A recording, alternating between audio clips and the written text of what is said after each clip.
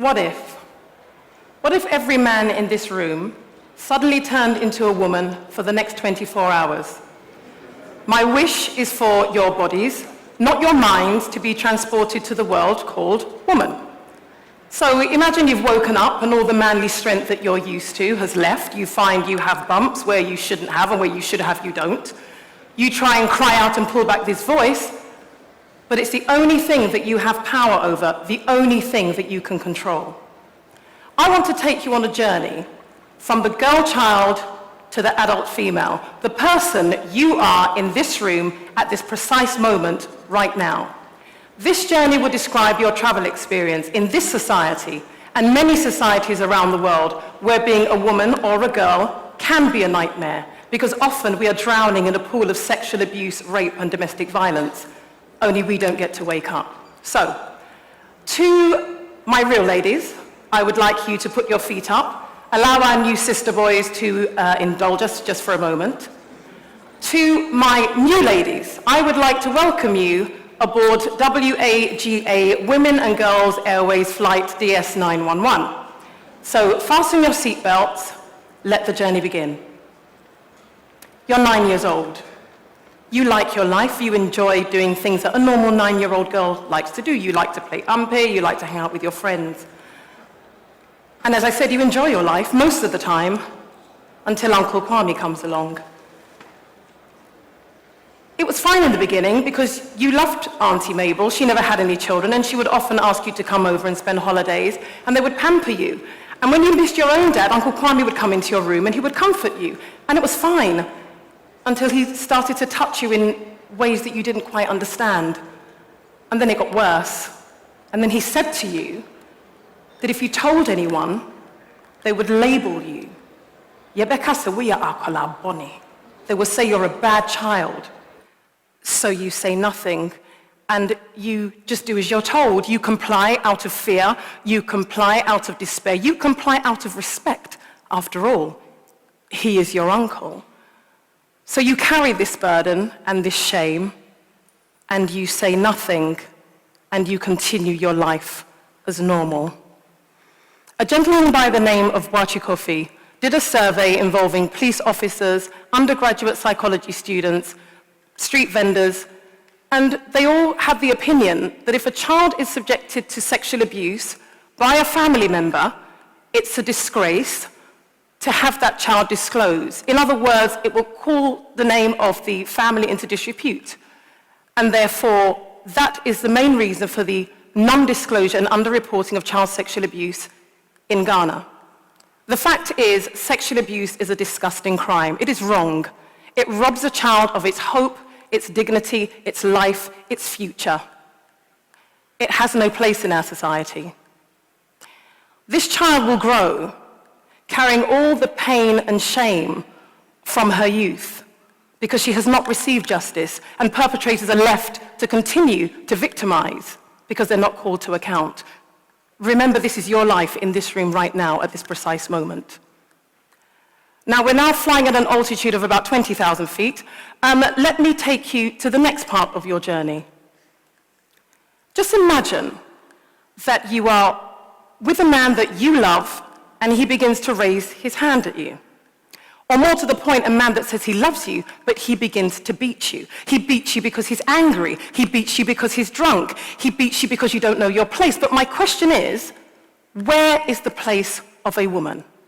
Is it at the end of the fist of the man that claims to love you? Or is it cowering in a corner begging for mercy? Because indeed, you are at his mercy.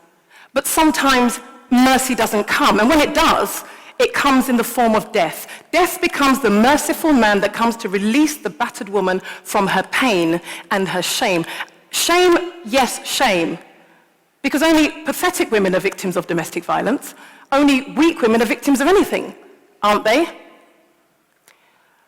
A report that was published in the Africa Report states that the violence against women and girls in Africa, and specifically in Ghana, is widespread. 16,275 cases were reported to the domestic violence unit in the Ghana police force, in Ghana, obviously. The issue is that though domestic violence is prohibited by law, the fact is the system is convoluted and it is unsupportive of women. You remember that voice that you felt you had in the beginning that you thought that you could pull back and had control over? Do you see how quickly it begins to pale into insignificance, how it is now being reduced to nothing? Stay with me because I will introduce you to the next part of your journey. When women are going through these issues, as you are right now in this room, you try to create a sense of a normal life. And during one of your normal days, as you're coming back from work, you're standing at the roadside, and you see a familiar car pull up, and you're thinking, oh, thank goodness, I'm not having to stand in the hot Accra sun waiting for a taxi. Kofi rolls down his window and gestures to you to take a seat because he's quite happy to take you home. But en route, he gets a phone call asking him to return back to the office because he's forgotten something. Again, you're thinking this is godsend number 2 because you're not having to carry your full bladder all the way home. So you get to the office.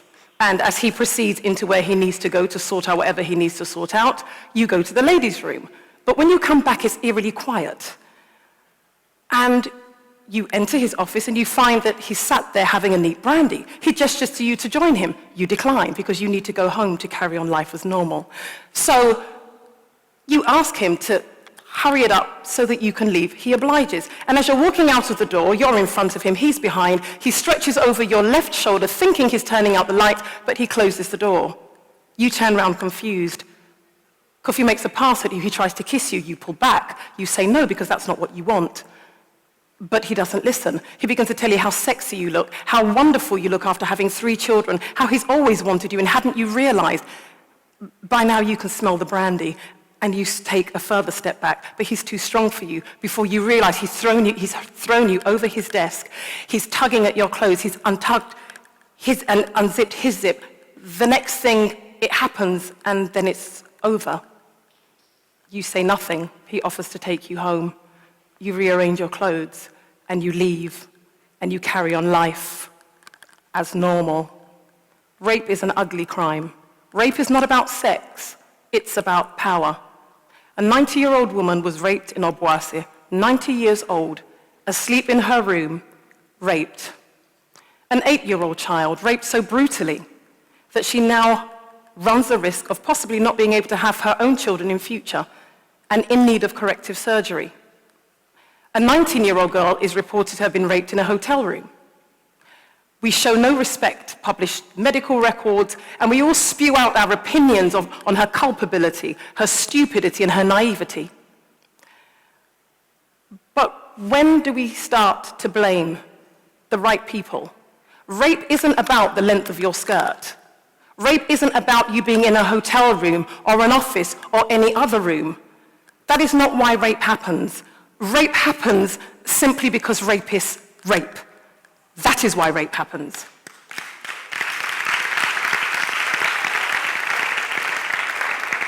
It needs to stop. We are more inclined to show sympathy and compassion to people who have been relieved of all their worldly goods through armed robbery than we are able to show compassion to a child or a woman who has had her dignity stolen through rape or abuse. That has got to stop. That needs to end.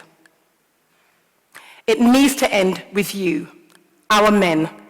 You are the final destination of this journey. You are the ones that can teach your sons to respect the sexual boundaries of others. You are the ones that can teach your sons to maintain sexual integrity and to understand that we women are of value and we have purpose and we have meaning.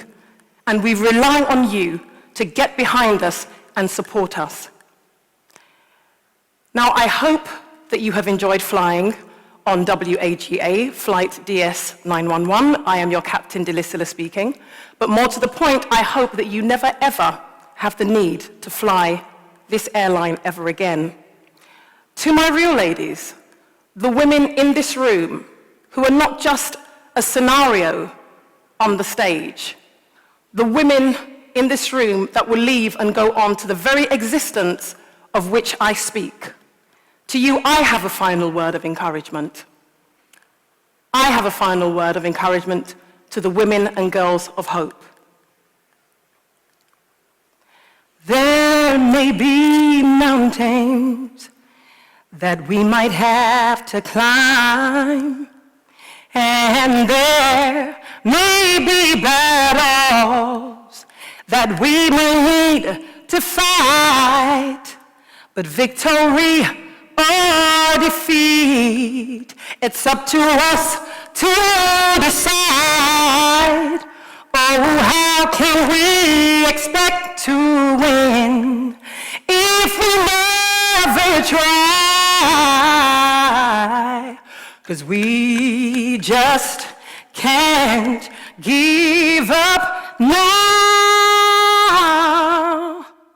We've come too far from where we started from.